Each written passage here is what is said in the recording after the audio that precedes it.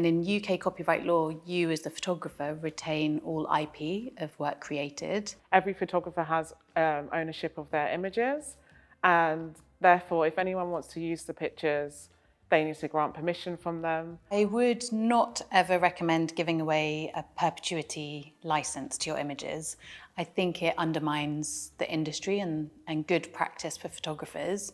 Some clients do push for it, and I can totally understand why, because it's great business for them. But I would really hold fast and try and negotiate, whether that be suggesting a 5-year license or a 10-year license, anything to avoid a perpetuity buyout. It has happened that someone's used my images without my permission, and you simply just give them a call or email and just say, can you take it down? I haven't given you permission. Realistically, you just need to have a conversation. The successes that I've heard about have been immediately getting lawyers involved, and it normally involves one letter.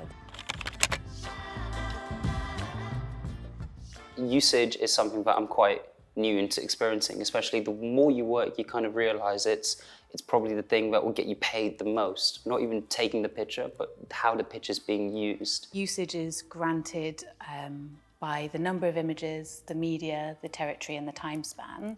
And you'll need all of this information in order to quote it accurately to the client. I usually have it embedded in my actual pricing. If you're working with a magazine company and stuff like that, you will then start to look into usage rights and looking into where are they putting the picture. Is it on a billboard? Is it in a magazine? Is it on TV? All of those things will change the amount you then charge your client for usage. My first bit of advice to photographers would be to separate out your day rate and your usage so that the client understands that they're two very different things. Your day rate is you turning up and shooting that day, but the usage needs to be taken into account, and usage varies drastically. Anything from, it could be £30 an image, it could be £300,000 an image. It really depends on who the client is, how many images there are, where they're planning on using it, so in what territories and in what media. Is it going to be a poster? Is it going to be a digital campaign? Is it going to be used in a local newspaper? All of these will impact the price. My top tips for usage and copyright are: usage, always list it on every communication you have with the client from whatever stage you're at, quotes, invoices, etc. Be really clear with it. So the number of images, the media, the territory, the time span.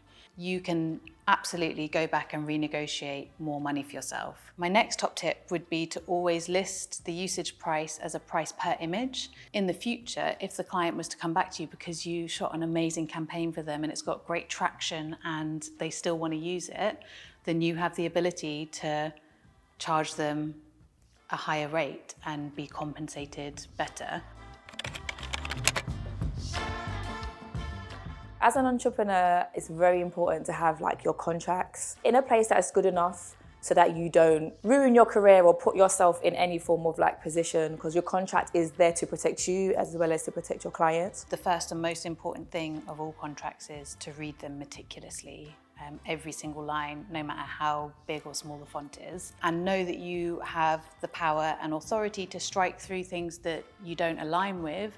It's not being difficult or problematic. People often have contracts that they expect feedback on. For my practice, I don't make contracts because my quotes get converted into invoices once I receive a PO, which is a purchase order from a client. My quote template is the contract with the client because that's what they're committing to. My base template is about 14 pages long. I've put every possible line item that might be needed in a contract, which I then go through and reduce specifically to the brief that the client's given me. The most important thing on it for me is having the terms and conditions attached at the end, which outline things like my cancellation policies, my payment terms, the usage that I'm granting the client, and sort of my insurances that are in place to protect me and them in our joint endeavour. As a family and portrait photographer and shooting weddings as well, I will have things in my contract that has to do with when payments are due, what are the deadlines, if I have to do a refund, or what's the time scale they have to cancel and then you have to refund it, or, you know, what things are not refundable. If a client was to break the contract in terms of changing the expectation or the deliverable, I think my first port of call would be trying to understand why. Like, what's changed their end that needs this adaptation, and then working out if it is feasible. The last thing that I want to work out is what the cost implication is. First, I need to actually understand, can we make these changes and still deliver the job harmoniously, on brief, on budget? If we can't, then what are the knock-on effects? If a client cancelled a job after committing to it, consequences would depend on how far away from the shoot they cancelled it. So I'd just refer back to my terms and conditions, which are attached to all my invoices and all my quotes. So the client should have read it and should agree with it. If it's the day beforehand, it's 100% cancellation charges, because there's no savings to be made at that point. Everyone's already there, you know. If it's 3 weeks ahead, then absolutely there will be savings we can make, but compensation will be due for all work done to date, and any out-of-pocket expenses. But the hope is that if someone's cancelling a job, it's because, I don't know, a model pulled out, a location changed, in which case I would potentially negotiate not charging them cancellation costs if we're locking in a new date for the shoot in the future. If they're not locking in a new date, then I'm absolutely charging them cancellation.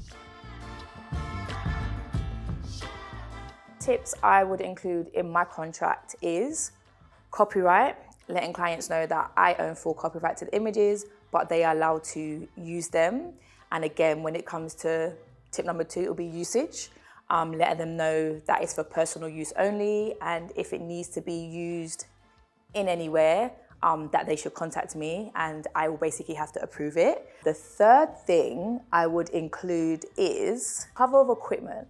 Now, when you're shooting weddings and stuff like that, your equipment can randomly fail on you. You know, well, you can come home, put your memory card in, and your memory card is, for some reason, is not picking up the images. So within my contract as well, I also say things like, you know, there is a chance that the equipment could fail or anything like that. So again, that's another thing for you being covered, especially with like weddings. Sometimes the priest won't allow you to stand in certain places, so then you're limited with where you can stand. If there's lighting in the venue that can affect you, you know, I will also put that in my contract of that could make a difference of how your images will come out. In my experience, I found that there's many different factors and elements that come in that will change what you do and how much you price yourself as. The biggest one is the client and delivery. For instance, in my opinion, the best way to split it is having a full day and half day rate.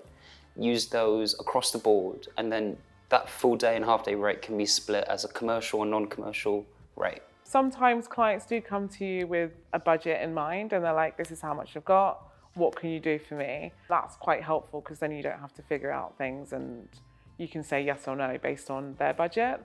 Also, when they do that, that does actually help you price yourself for future clients. And then I found that from there, you can kind of tweak different price points based on someone that's given you a budget from the past. If I was photographing a band or a DJ, I'll have a very formulaic way of pricing myself as the time of hours I'm working, traveling and editing, the artist and size of the artist, and the usage of those images after.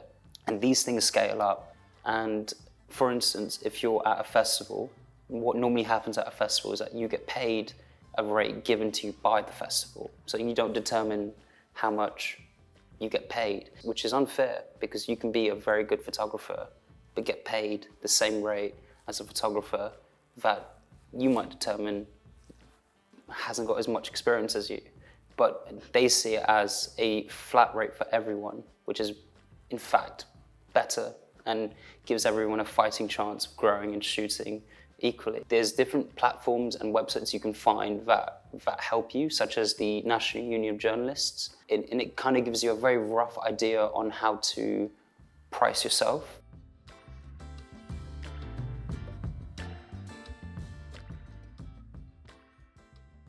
A good client will pay on time, but normal clients, unfortunately, will do everything to delay a payment, whether that is them misplacing the invoice to a different accountant, to them just being unfortunately quite bad at opening their emails after the job is done. It's something to be aware of, and it's something to remember about budgeting your money. A client it normally should pay between 10 to 30 working days. Unfortunately, I've dealt with clients with a payment term of 120 working days, which I'm still waiting on. It's something that hopefully no young photographer will experience, but I've found is making clear statements before the job is done, saying this is my payment clauses. If it's broken or breached, this will happen. If you're late, this will happen. And if you pay on time, I'll give you a hug. So top tips for pricing, I would say, is to be firm, negotiate. Don't necessarily go, this is my price and I'm not gonna have any wiggle room for anything else. Maybe throw in some freebies if you have to. Take the client through the process and your journey so that they can have an understanding of why you're pricing yourself at the price you are.